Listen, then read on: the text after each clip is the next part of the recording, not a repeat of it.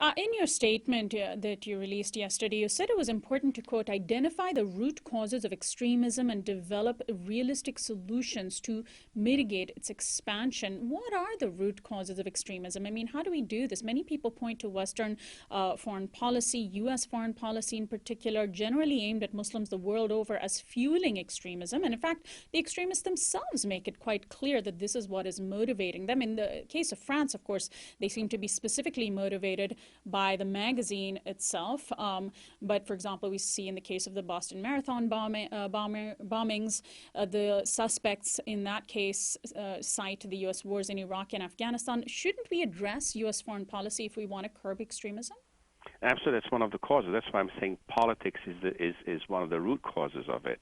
There are political issues, and the politics is certainly one of them. There are also social issues, sociological issues, or socioeconomic issues.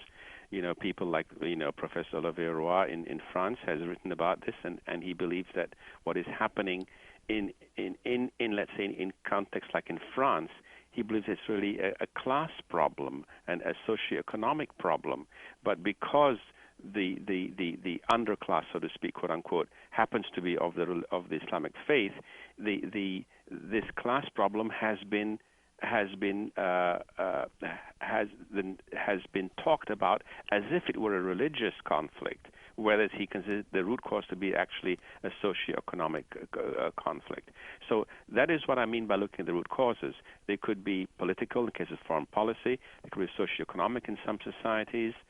They could be issues of jurisprudence, like the hijab in France, and how do we negotiate that in France in terms of clothing and religious symbols. So these cut across deeper issues, but there is a way to address those deeper issues.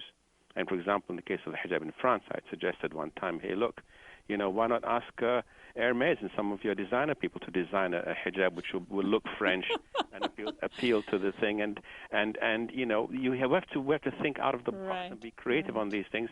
And by the way, you will sell tens of millions of dollars, if not more, in the Gulf, if you have a designer hijab.